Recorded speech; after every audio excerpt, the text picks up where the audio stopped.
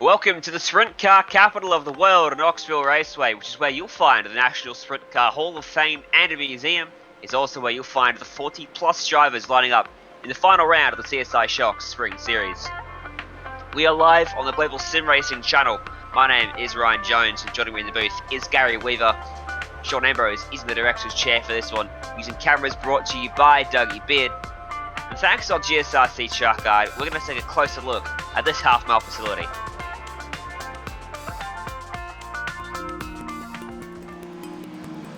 You are looking at the sprint car capital of the world, Knoxville Raceway.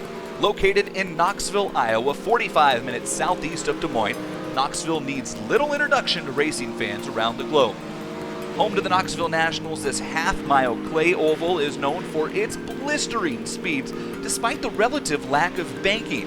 While the corners here are angled just 8 degrees, Knoxville's wide corners and fast surface have seen the World of Outlaws cars lap this track in 14.4 seconds, averaging speeds around 125 miles per hour. Virtual drivers love Knoxville because it's a multi-lane track that plays into drivers of many different track preferences. Like a slick track?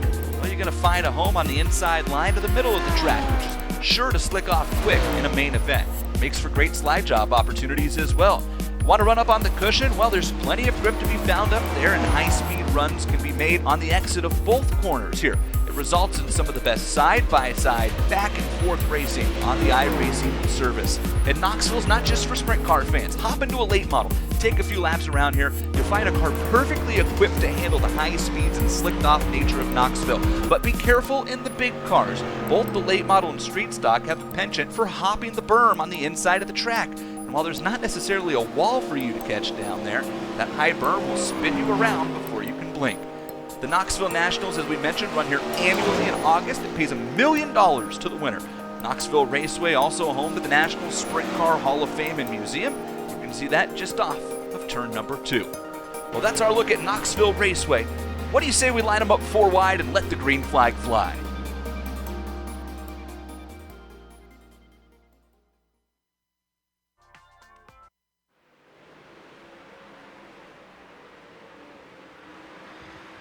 Oh wow, it's even a red truck actually driving around the circuit there on your screen for a second there. That's the first time it's been out in iRacing before. But what else can you tell us about this racetrack, Gary? Other than it's half a mile in length and it's dirt. Well, it's of course a little bit banked. It's kind of the almost exactly sort of New Hampshire essentially of flat tracks overall. 8 degrees of banking in the turns, and that's pretty much it, really. Of course, 0.8 kilometers and a half mile, and like you mentioned, it's dirt. But the one thing that interested me from that lap guide is that we can line them up 4 wide technically. I mean, there's really enough space permitting to do so. I don't see why we don't do that, but I mean, it could be possible that we can line them up 4 wide and just see how that goes. Yeah, most certainly. Would be interesting. It's plenty wide enough, but the nature of the track, you've got to make your own way through it. And there's definitely the good parts, and then there's the bad parts of the racetrack with the slick forms. You can see it already here in the practice session. The slick forms and takes up almost 3/4 of the racetrack down low. It looks like there's a little bit of grip in a single lane up top, but it doesn't look like a particularly good racetrack for these drivers out there today. We'll see how much it changes here we get into the heats and qualifying about to come up. As always, 5 minutes for them to get their laps in. They get 3 laps around the racetrack, and the top 14 will advance through to the A main. The rest will have to race their way through the heats here, Gary. And as you can see, the race details on your screen, the final round 5 of 5. This month went by quick, now that I think about it. The 360 Wing and Dirt Sprint Car, as we have been using this entire season. Fixed subs, everyone's on the same setup. At this point, it's just pure skill. The top 14 in qualifying will automatically advance to the A main, and then it will be the top 2 from 3 heats each advancing to the A main to make up for 20 drivers in total.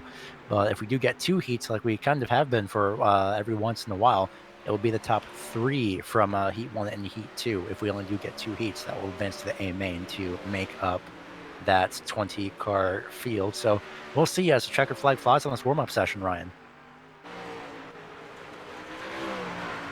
Yep.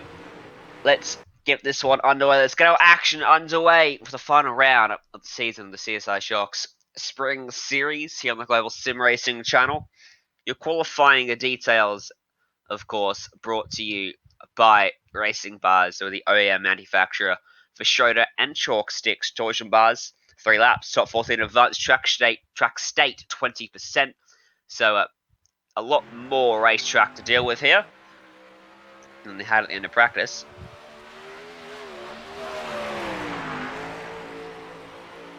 Right now, currently taking a look at Chase Randall, as pretty much everybody are all starting to make their way around the top side of Knoxville Raceway. Right here, it's going to be a 10% starting state for the track, so at least 10% usage. And as you can see, it's pretty clean for the most part, but that will drastically change throughout the next few events here, as Darren Nadia, nope, scratch that. It's going to be Reese Nowakowski, who is now up on the top spot. These lap times are going to be changing really rapidly for the pole. 40 drivers all putting down 3 laps in the space of 5 minutes. It's going to be very quick here. Currently it's Gray up at the top. 200s separating him. Back to Crum in second. Hunter Crum in second. Chance Crum in third. They're separated by 1,000ths of a second as Darren Nider stays 6th after their final attempt of the session. Jacob Deeney goes up to the top.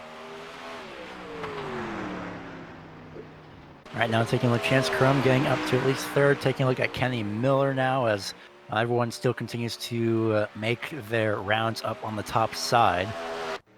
And this point's, of course, going to be roughly 20 drivers going home. 20, of course, will make it in total. Unfortunately, Sage Karam is not here for this week, as Jerry Brewer taking a very slow lap, maybe trying to get a feel for the track, although quite literally at some points, as so far it's only Jacob Denny to be in first place, but Hunter Crum, nope, scratch that. Kenny Miller now flying by with a new pole time, 16.257. I was going to say Jeffrey Denny and Hunter Crum are separated by 2/1000ths of a second. Well, they still are, but unfortunately for Jacob Denny, Kenny Miller now has set the new pole time by 0.017 seconds. Glenn Carson, one of the final drivers, trying to put down a time here. Not a good lap for him. Ryan Shorthose back in 21st. Can't find the improvements he's looking for. Dominic Carter needs to find a couple tenths, move himself up the order. He finds something, but it wasn't enough. Cale Coons as well. Remember, 14th place is the magic number to book that spot in the A main. Currently occupying that spot is Dominic Carter with a 16.372. Can Sean Scott eclipse that? He can at 16.254. That puts him to the top of the sheet. It's a very good lap. That's by 4/1000ths of a second, no less, as well. At this point, I think the 14 and drivers and company really are going to just be making their rounds as the qualifying session is pretty much over, taking a little bit of extra time. Unfortunately for Kayla Coons, who slowed down off turn 4 there. I'm pretty sure he did make contact with the outside wall, unfortunately. But for the moment, looks to be your top 14 in. So 14 drivers will be going home out of the 34 that have entered here today. So it's going to be a quite interesting. I'm really looking forward to seeing how many drivers really will be scrambling for the top 2 or top 3 positions, depending on how many heats we have. Yeah, been a fantastic scrap to watch all season long is that battle for the final transfer spot. We've seen plenty of drama in these heats with positions changing multiple times throughout the race and leaders getting taken out and final transfer spot changing on the final lap. Everything that could happen has happened, and what can we see today? Who knows? It's going to be a very interesting battle to watch unfold. For the drivers that have booked their spot, though, they've got to wait ahead of them of about half an hour now until they get back out there on the racetrack, which, as a driver, and as we've heard pro drivers talking about how they get more nervous for the iRacing than they do for their real life stuff, must be very very tough for the drivers to sit there for half an hour waiting until they can get back out there on the racetrack. And the 14 drivers that you can see there on your screen that will have to make that long way to Sean Scott, Kenny Miller, Jacob Denny, Hunter Crum, and Justin Brester, Chance Crum, Rylan Gray, Emerson Axum, Reese Nowataski, Cody Williams, Rennie Hannigan, Darren Nider, Zach Jersey, and Chase Red. Ooh. As Ryan holds off a sneeze, and Heat 1 starts Yeah. the grid. I'm quite interested to see how this goes, really. The sun is setting, so Ryan, if you've held off your sneeze, I think we're good to go. Yep. Thank God for push to talk, is all I can say. So Heat 1 is going to get underway under the lights and the setting sun here in the virtual Knoxville, and this is how they'll line up. It'll be Dominic Carter and Judson Miller off the front row. 10 cars into this heat. Heat 3 has been skipped, by the way.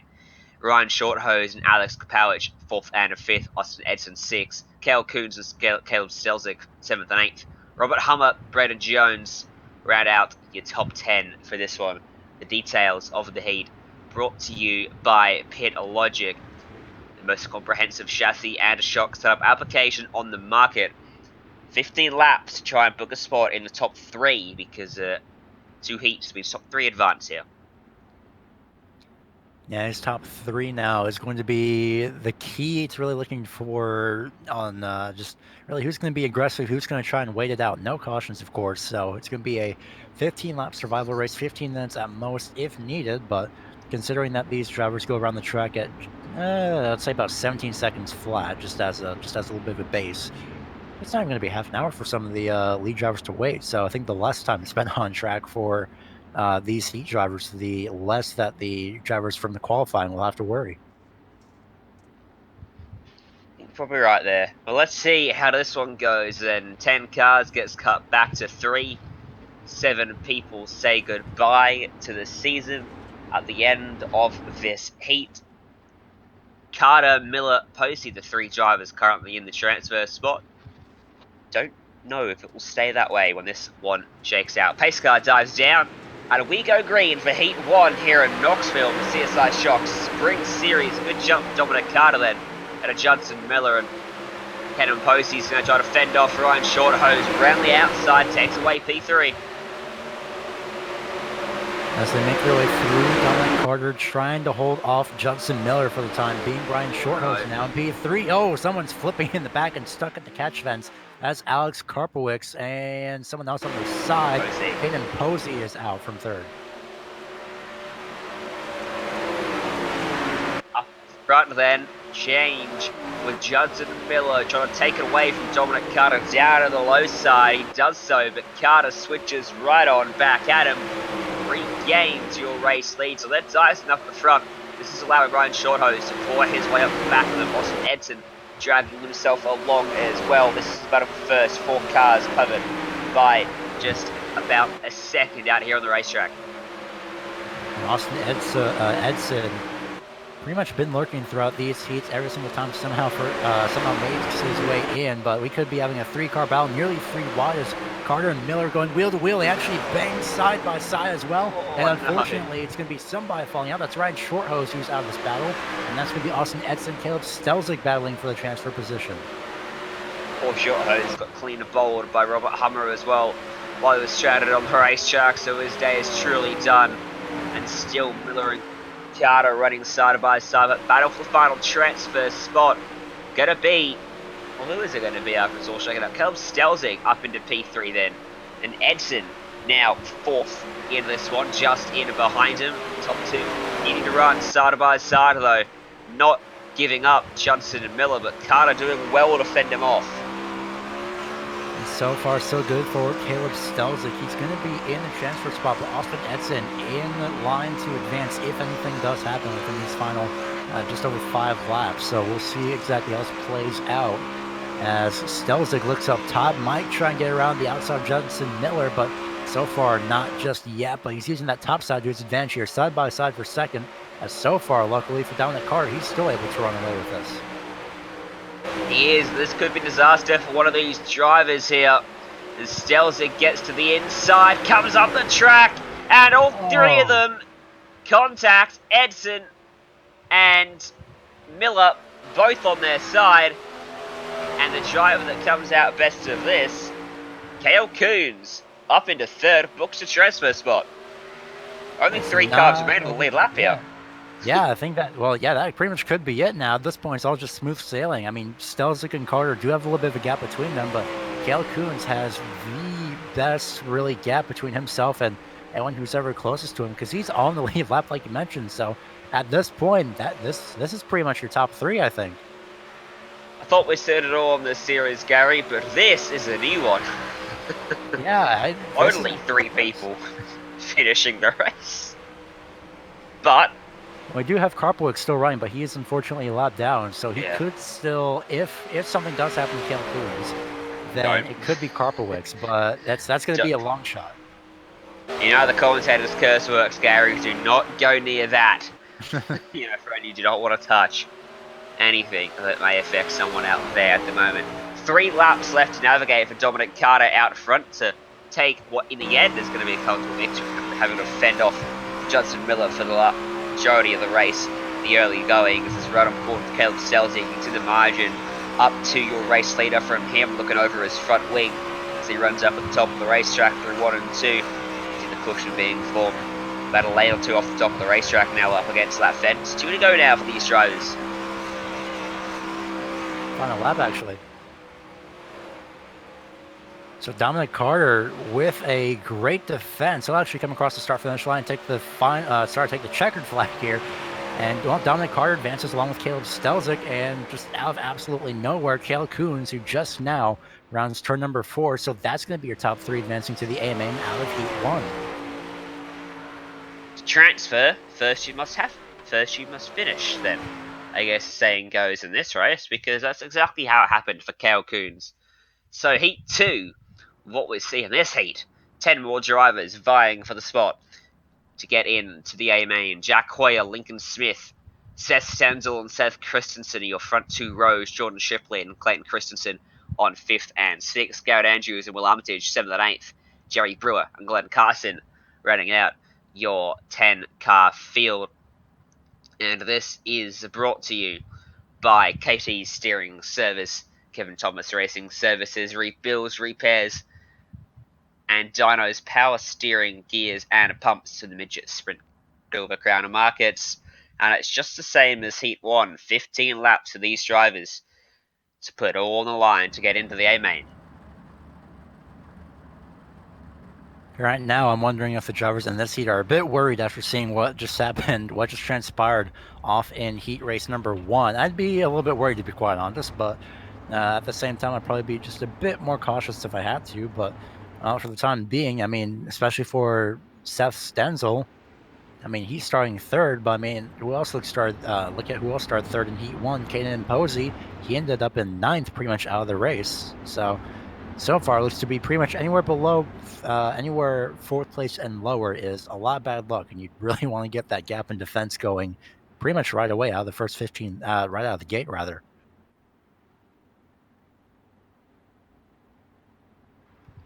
Let's see, then, how it goes for these drivers.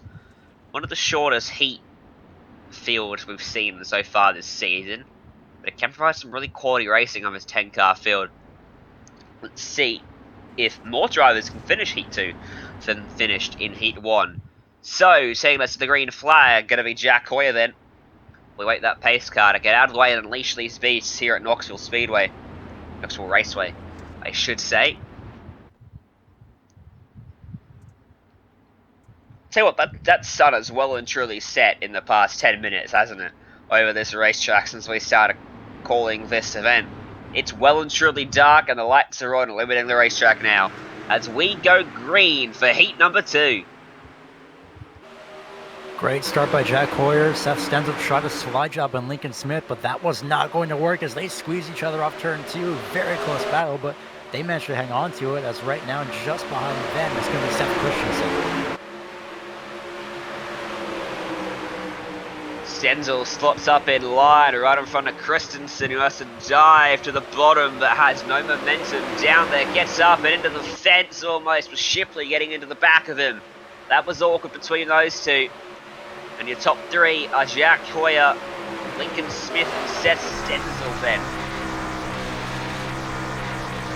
On board Jordan Shipley now as we take a look and see what he sees pretty much out of his front visor as he tries to make his way and slide drops his way past Seth Christensen, but Christensen back down to the side as the battle in front for around the transfer spot between Smith and Ed Stenzel. Stenzel gets sent up into the outside wall, I think, by Smith. Maybe a little bit of contact for sure, and there was. Stenzel somehow manages to hang on to it for the time being. Very fortunate with Stenzel there not to hit the fence and go out of the race. He retains P3, but now he's in the clutches. So there's 3 car scrap behind him. With Garrett Andrews trying to pull a big slider in the background, didn't quite work for him. You can see there on your screen Seth Christensen maybe just holding up Jordan Shipley and Garrett Andrews a little bit, preventing them from getting a chance at getting inside of the top 3. Shipley's going to need to find a way by pretty quickly here before Seth Stenzel runs off in the distance, which he's already doing. You can see Shipley running right up against the fence, tucks it back low, gets a run off the corner, going to go for the slide job here through 1 and 2. Slides up in front. The track is so wide, it's so easy for Christensen to come right back at him. And for the time being, those 3 rather, I should say, are battling just for the 4th place position. That's not even a transfer spot, unfortunately, as Andrews, I believe, does have a little bit of bad luck and gets into the outside wall. That's actually outside of Seth Christensen, who got door slammed or wheel banged or something. I don't even know. But at this point, it's just more contact between all these now 2 drivers as Christensen is desperately trying to at least stay somewhere. But I think at this point, it might be a bit too much fight for Seth Christensen as we're side by side for second between Smith and Stenzel again. Slide job going to be returned. It's just crossover after crossover here in this event at Knoxville Raceway as Stenzel now occupies the top line, and Smith thought about the slider, was not quite working for him. That's Glenn Carson that got turned and ultimately stuck up in the fence as Lincoln Smith makes a little bit of contact with Seth Stenzel for second place, but they managed to hang on to it. 5 laps to go as it's going to be a slide job attempt from Smith, but Stenzel back with the crossover again. We're going to be seeing this a lot tonight. I have a slight pattern as they bang wheels just a little bit into the outside wall. Goes Lincoln Smith as well, and he'll be falling into the clutches of Jordan Shipley. Maybe 4 laps for Shipley to try something for the top transfer spot. Was that favorite return from Seth Stenzel, I wonder, to Lincoln Smith, Gary? Oh, probably. I mean, everyone's been having a little bit of contact throughout this race, so I wouldn't really be surprised. But throughout all this, it's hard to think that Jack Hoyer is running away with this as Stenzel finally pretty much cleared Lincoln Smith for the time being. And Jordan Shipley might be actually in the striking zone for Lincoln Smith and that transfer spot. Here comes Shipley then, gets the momentum. Down a main straight, pulls to the inside. Can he complete the move? Can't quite get up in front of that 31 machine. And Smith fends him off around the top side. Just 1 lap to go. Next time they cross the stripe, the battle for the final transfer spot well and truly alive. 2 seconds off your race lead. White flag in the air. The slider comes from Shipley. They'll run side by side as Jack Hoyer will come across to win heat number 2 here at Knoxville Raceway. Behind them, the battle going to be won by Lincoln Smith to take 3rd. There was contact down that back straightaway with Jordan Shipley. And Jordan Shipley got into the outside wall. Seth Stenzel, of course, does advance from second. Jordan Shipley got into the outside wall just a little bit, unfortunately, and with that contact. But a great race nonetheless by everyone throughout that. And now it is a 5-minute warm-up with 30% track usage throughout this. And at this point, it's all, well, release everybody at this point and say goodbye to the track state as you see it now and prepare to see a lot of rubber by the end of these 5 minutes. Well, remember, last week the session was advanced straight through to the feature of warm-up scrapped from its existence. We'll take this moment to thank one of our other sponsors for the series, Sharp Advantage Safety Products. At Sharp Advantage Safety Products, they specialize in building the most professional, custom-fit, high-impact safe seat inserts that are designed to be used in the standard aluminum or carbon seat chosen for the manufacturer of your choice. So make sure you go and check those guys out as well. It looks like we're going to head through all 5 minutes of this warm-up here. The track stays set to 30% for the next session. And we'll have a 20-car feature ahead of us at the end of this. I'm quite excited. 30% check stay as well for the feature event. So imagine pretty much at the 5-minute point of the next feature, depending on things that shall not be named that start with that basically associate yellow lights and slowing down. Let's not have that, depending on those next 5 minutes within the feature. We'll see how that goes, really. But in the meantime, so far, it looks like we are running throughout the next 5 minutes, and I'm starting to already see a little bit of a dark line forming up on the inside lane, turns 1 and 2. Ooh. There's a lot more of the lanes being formed out there. There's rivalries being formed. And that's another one there. More contact up into the fence. I guess the warm-up's also a chance to let off a bit of steam if you are a bit nervous about the main event here, though, isn't it, Gary?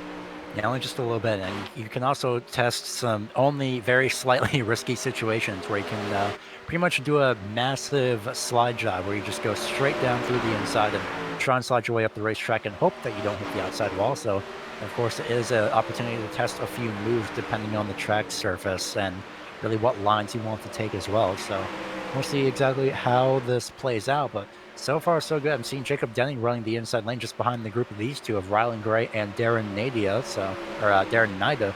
And so far, well, everyone's just running the top side for the time being. I wouldn't be surprised if we see a few more drivers use the inside like Nadia there, moving down to the inside to defend. Very smart move. You never really see that often. No, you don't, which is slightly odd, but I guess if you move down to the inside, you're offering them the fastest lane around the racetrack up on the top to remain that way for the race. So it does have its disadvantages, but it does grab the slide job. And if you do it at the right time, they can't quite go to the top because they've already committed to the low line. They've got to check up for you. One thing I can't wait for these cars, Gary, is the new damage model. We'll see some wings flying off of these race cars, I'm sure, in the future. And that, I think, is going to add quite some spectacular sights to the wrecks around these dirt tracks across virtual iRacing America. Not only that, but you can also actually bang wheels and, hope for, well, not exactly hope for your wheels being dislodged, I should say. More just a little bit of contact and leave it at that. But maybe we might be seeing a little bit closer racing with that as well, with the behind-the-scenes portions. I believe the new damage model they showed off at one point is that it's going from spherical contact to more of the actual shape of the car.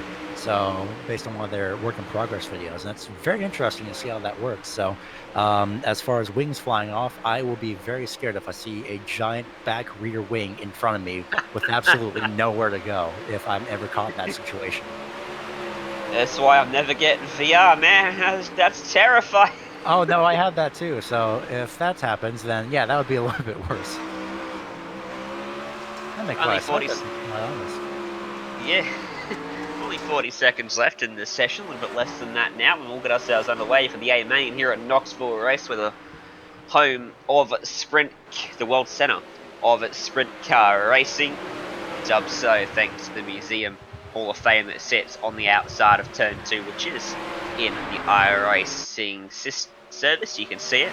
You can see the wall just off the exit. iRacing comes along, they scan the racetrack. There it is. They scan the areas just immediately around the racetrack and as well, including the facility in and around and all that. And eventually they got to stop scanning, and that's where you get the fields off in the distance. But they do scan quite a lot more than just the racing surface, as you can tell from some of the shots of the racetrack. Checkered flag falls on the warm-up, and we can look to our starting grid for the feature race here for the final race of the season. Sean Scott is on the pole with Kenny Miller alongside, Jacob Denny and Hunter Crum off road 2. Justin Brester and Chance Crum starting 5th and 6th had a rather great Emerson Axum on row 4. Top 10 rounded out by Reese Nowatowski and Cody Williams. And the second half of your field is going to be as follows, with the row 6 and row 7 being the final 14 qualifiers, or final drivers of the 14 qualifiers. Randy Hannigan, Darren Nida, Zach Jursic, and Chase Randall. They were the top 14 in qualifying, and then the drivers to make it in through the heats were Dominic Carter in 15th, Jack Hoyer in 16th, Caleb Stelzick starting in 17th. 18th is going to be Seth Stenzel. Caleb Coons starting 19th, and Lincoln Smith rounds out the 20-car field in row 10. Race details for the A-Main, the feature event brought to you by Competition Suspension Incorporated. CSI has become the shop of choice for many of today's top professionals. They've won over 5,000 races in many track, regional, and national championships right around the world. To learn more, visit www.competitionsuspension.com. 40 laps. Remember, the setups are fixed, so it's all down to the driver. Yellow flags are on for the feature. Caution laps do count under these rules, so you do eat up some of the laps when the yellow flag flies. We've seen some pretty good races so far this season, though. We're going to see some yellows, though, as history would suggest based off the season so far. But only 20 cars, one of the smallest fields of the 5-week series. Might actually be a very clean race here.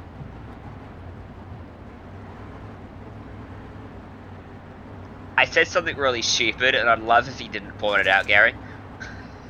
Oh, that was Sean. That was our director, Sean, that pointed that out. So I know, but no one at home heard it, so you didn't have to let them hear it.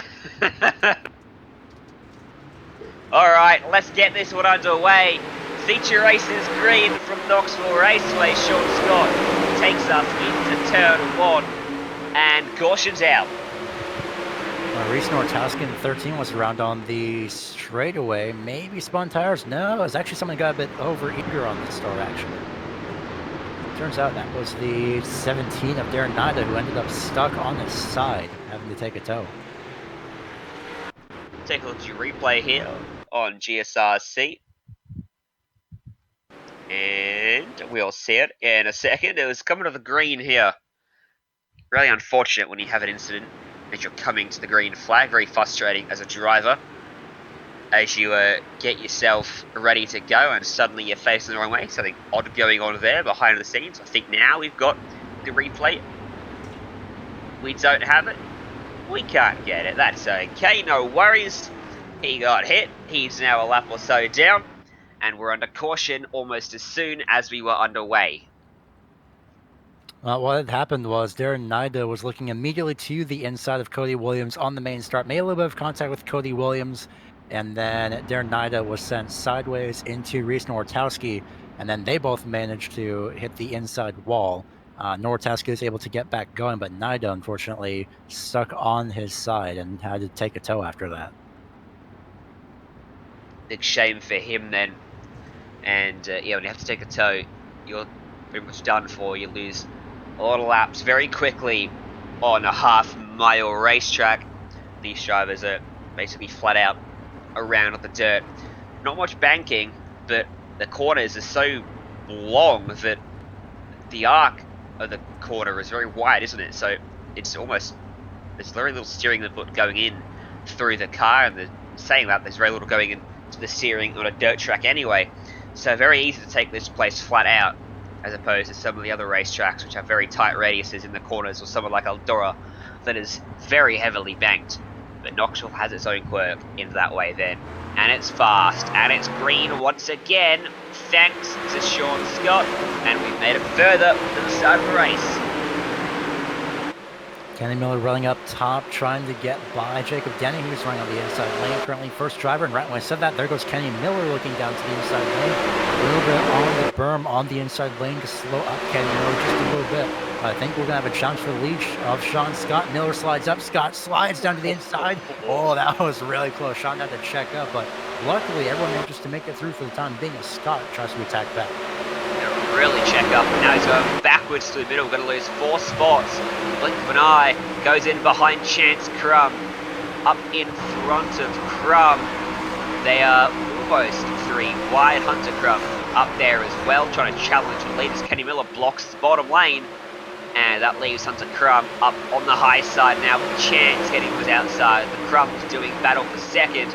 On the bottom of all of them is Jacob Denny, right up against that berm, almost slides up into them. That was practically 3 wide there, off turn number 2 for position number 2 as well. Very staggered 5 wide of it? Almost. They were staggered 5 wide there as well, so it was close. It's possible even with 5 wide. Well, let's hope they don't actually do that, but right now for the time being, Jacob Denny getting shuffled back to about 6th place for the time being, and now Kenny Miller using the inside lane for defense, something that's rarely seen, but we'll see how that goes as Chance Crum runs up top. Attacking to his inside slide job. Going to be, heavy contact. That's going to take out Chance Crum. Caution's going to come out. I believe it was Chance Crum, the one that went around it is. And you could see he was going for the crossover move, and you could see it was not going to end well because there was a car coming up from the bottom, and they met in the middle in a big way. Yeah, it's just the same real estate, unfortunately. Emerson Axum was sliding up, and Chance Crum was sliding down the crossover, and it was just one of those moments where it's just wrong place, wrong time for both drivers, and at that point, it's just really who tries to make it first. You see here on board, moves down, and then there's the 42 out of nowhere, and then stuck upside down, flipping on the catch fence for a moment. Wild ride for Chance Crum. Very wild indeed. So lap 11, quarter of the way through the event, then 2 cautions under our belt, under the second caution at the moment, under the lights, as well as someone's flying around the field to get to the back of the field drivers, in fact. 17 cars. Oh no, they just made contact. Jack Hoyer just got into the back of Cale Coons under the caution there.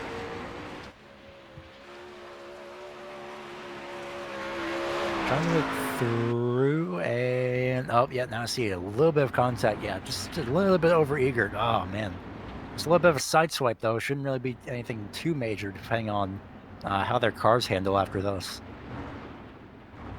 See if he gets away with it then. So it leaves us with 18 cars on the lead lap. Jack Hoy the last of those cars. Chance Crum and Darren Knight are 2 laps and 3 laps down after their travels early on. Darren Knight is back on the racetrack, so he's sticking it out, trying to get a good result, hoping some other drivers run into issues and have to tow back to pit lane just like he did. Lights out of the pace car, so we'll go green at this time. Bye. The drivers will be under the guidance of Kenny Miller to come back to that green flag up in the flag stand. Barney, as he's been affectionately dubbed, will wave that green flag, and we go racing once more. Great start by Kenny Miller. Sean Scott already powering by on the outside of Hunter Crum, or the inside, I should say. And it's going to slide up, contact, a little bit of a bump from Hunter Crum given to Sean Scott, a little bit of an accordion effect as well. So now we'll see Kenny Miller running the inside, Sean Scott running up top. And right now it's going to be a battle of the lines, or a battle of the preferred lines.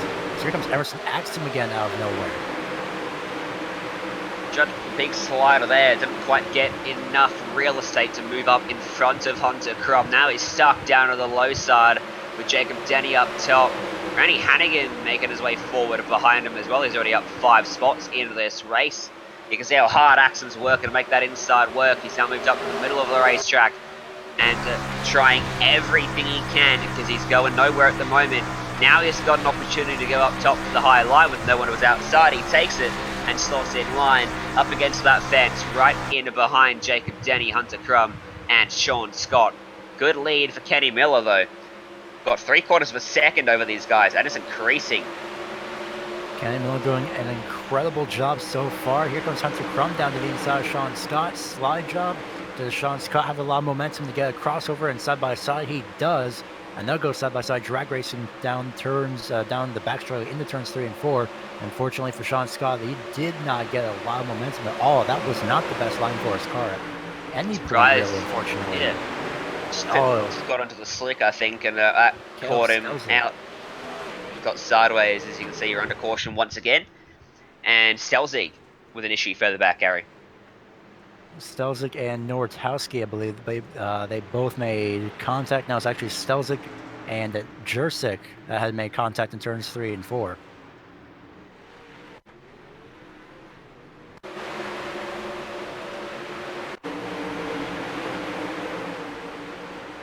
bit of contact. Ooh, well, that wasn't the wreck, but that was a near one for sure.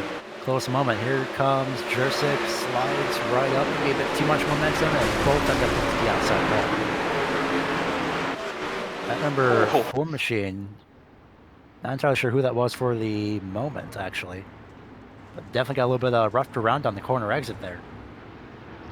It certainly did. We tick over halfway through this event then with caution number 3.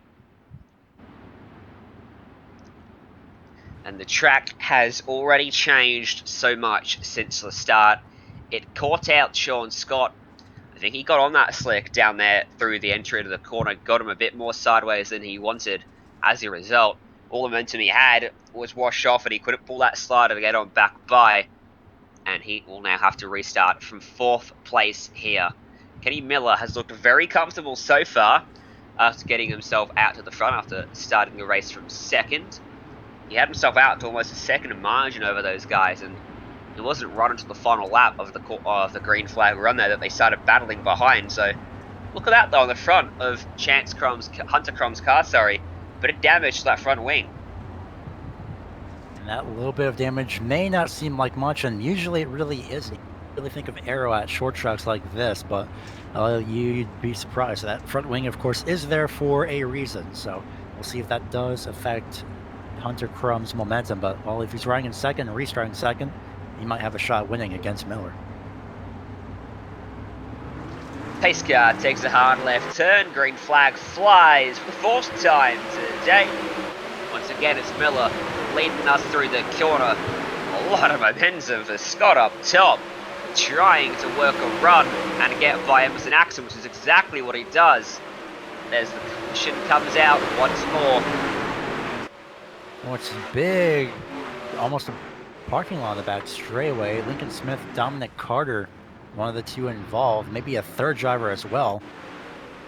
This is just a huge, this is really just a chain reaction wreck. Start off turn 2 and made its way all the way down the back straightaway. So yeah, this is going to be a very useful camera angle here just to see what exactly had happened. A little bit of contact up front between Stenzel and another driver, and now it's just a pile up, and it was just on all the way down the back straightaway. A lot of cars junked up in that one. Big shunt then to bring out another caution, and that was extremely unfortunate for a lot of drivers involved. As you mentioned, chain reaction, domino effect, taking out a bunch of drivers, and Dominic Carter somehow has kept himself out on the racetrack despite that crash. His car looks pretty clean for it too. He's running around in 16th place, so we have to restart on the lead lap here. Will be just over 10 laps to go, about 14 or 13 laps to go when we come back to the green. Starting to wind down towards the end of this one. As you can see there in the background of the big screens, the iRacing promo eternally running around the big screens of every track in the iRacing service. Just one of the things added in to add to the realism. Having stuff on those big screens is pretty cool. I don't think it would actually be possible to have a replication of a TV broadcast on those screens. I think you'd need a computer from NASA to make that work, maybe? I've always been hoping for that to be a thing, so I don't know. Soon TM, I guess. I don't know if my computer wants that. There's mud on the suit for some of the drivers. There's definitely a lot of tear-offs being used already, because that's most definitely just as big of a nuisance as it is out there in the real world. Do I need to say it again? Green flags in the air, and it's Kenny Miller out front. Sean Scott got a little bit loosened up there on the main start. Sorry to cut you off. Sean Scott got a little bit loosened up on the start, but he just managed to hang on to it here. Did a good job. Jacob Denny was the top start of 3 through 1 and 2 that time. Now he's managed to open himself up a little margin there. All sorts of wild behind him. Still 3 wide for the spots in and around the top 5 positions. That was Seth Stenzel trying to find a way to the inside of Axum. Wasn't finding any route through on his inside. They are very aggressive now, trying to find ways to get by drivers. On board for Stenzel, looking back. Chase Randall all the way down to the bottom, pulls a big slider. Stenzel's going to have to dive back by him. field here on the top of the track. Someone gobs a hip check and, oh no. Stenzel. Stenzel's been roughed around a lot. A little bit of contact just up ahead as well. Hunter Crum moved down to the inside lane, and he does manage to hang on to it. If I could English correctly, that'd be a little bit better. But just look at this huge bunch of cars, and that is, believe it or not, 6th place on back, give or take a few cars. And this is just everybody scrambling for position. So it is possible to run 3 wide. That's Hunter Crum on the inside in the 28. Someone was in the middle. That was Sean Scott. And he'll make a little bit of contact with Lewandowski. No! Who goes around, saves it, doesn't collect anybody else. Remarkable save, did not collect anyone else. Miller, meanwhile, is streaking out to an 1/8 of a second of margin now over Emerson Axum in 2nd place, who's now opting to run the bottom. Got up onto the berm there on the inside there. In 3rd place, Jacob Denny. Right now, just behind Denny's Randy Hannigan, and then Chase Randall rounding out the top 5. So far, so good. Kenny Miller with a great run tonight so far. Great on the restarts, great on the main, great during the main portion of the race as well, during the green flag portions. And so far, he is just absolutely continuing to run away with this. And well, so far, he has no challenge as of yet.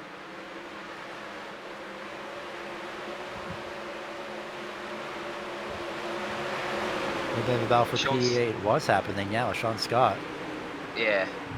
Sean Scott's down at the bottom. He's trying to get to the top. He does that right in front of Zach Jursic. Jursic gets to the bottom side of him, pulls a slide job right back on him. And watch this. Scott's going to come right back at him. Oh no, big crash right in front of these guys. And somehow... And Hannigan.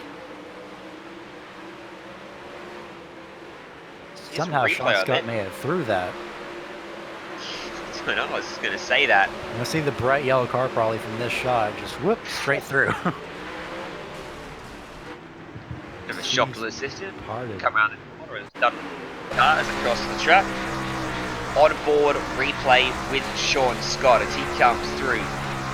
3 and 4, I believe this is. Yep. They both look the same.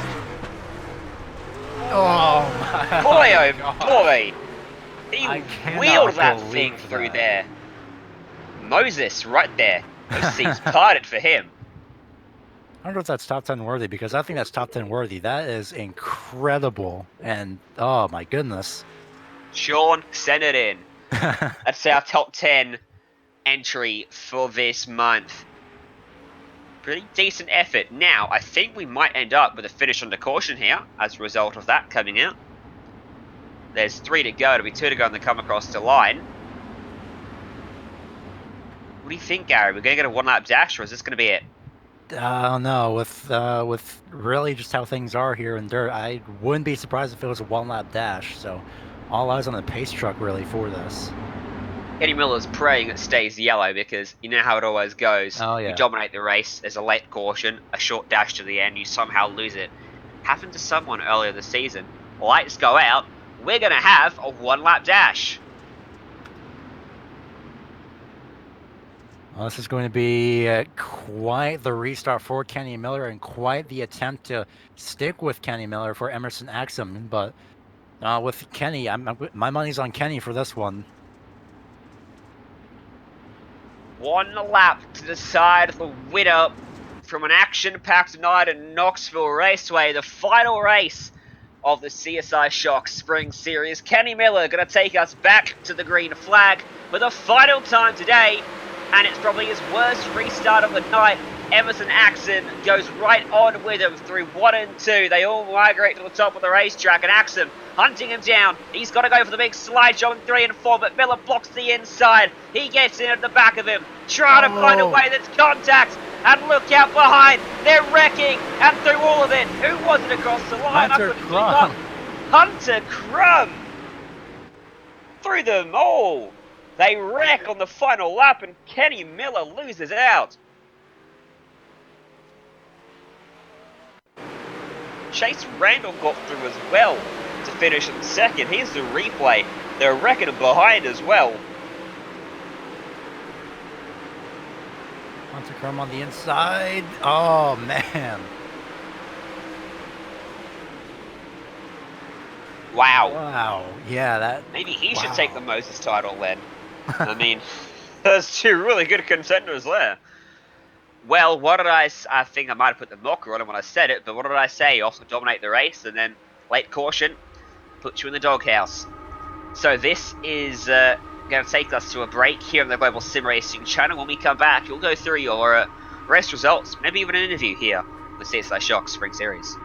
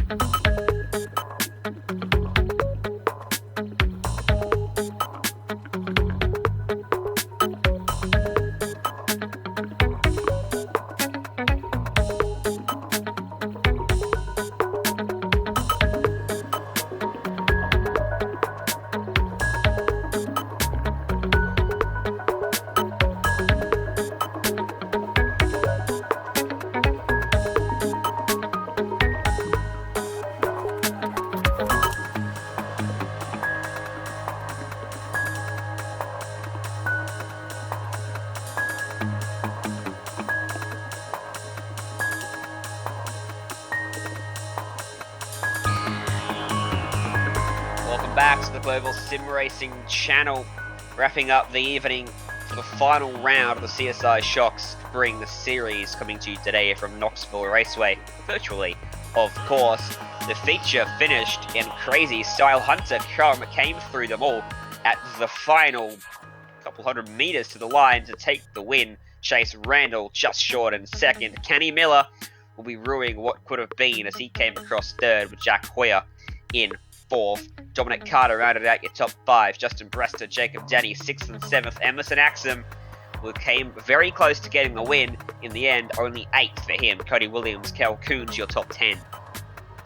And then your second half of the field being Sean Scott finishing in 11th, and what could have been for him after starting on the pole, finishing 12th. Last car in the lead lap, Reese Nowotowski. And then everyone else, at least managing to finish a lap or more down. Zach Jurczyk, Seth Stenzel in 13th and 14th. Darren Nida in 15th, 16th, Lincoln Smith. Rylan Gray unfortunately did not finish in 17th, as well as 18th place of Randy Hannigan, 19th place of Caleb Stelzik, and 20th of Chance Crum. No one's come to play in the interview booth today, so we'll wrap up the broadcast here, Gary. I mean, just thoughts on what the season's brought to us. It's been some fantastic racing. Oh yeah, this season was absolutely incredible, especially with what we had seen tonight, no less. It's just absolutely incredible. We had a few appearances by Sage Karam as well, just randomly out of nowhere. So I'm looking forward to next month as well with their sprint series as well on pavements. I'm really looking ahead for that. Yeah, that's going to be wild. I can't wait. But for today, thank you to CSI Shocks for helping to make this possible of bringing this series to you week in and week out. And thanks to all the companies that provide the software and the hardware for our broadcast, and you can see all of them listed on your screen. Also, how you can get a hold of Junior Londe, who provides all of our wonderful music. Thanks to the team with me today, Gary Weaver on the comms and Sean Ambrose behind the scenes. If you want to find out more about GSRC, including our upcoming races, you can find it at globalsimracingchannel.com, or you can check out our social media on Twitter at GSR Channel, Facebook at Global Sim Racing Channel, and Instagram at GSRC_Graham. If you'd like to support us, you can check out our merchandise store at gsrc.store.nvy. That link is in the description below. Plus, don't forget to head on over to YouTube and hit this big red subscribe button, because you don't miss a moment here on the Red Brand. Next race for this series, there isn't going to be an next race, but we'll be doing the paved sprints from Iowa Speedway coming up next Wednesday for the brand new season, plus other upcoming races for other series listed on your screens. Check them out, mark them down in your calendar.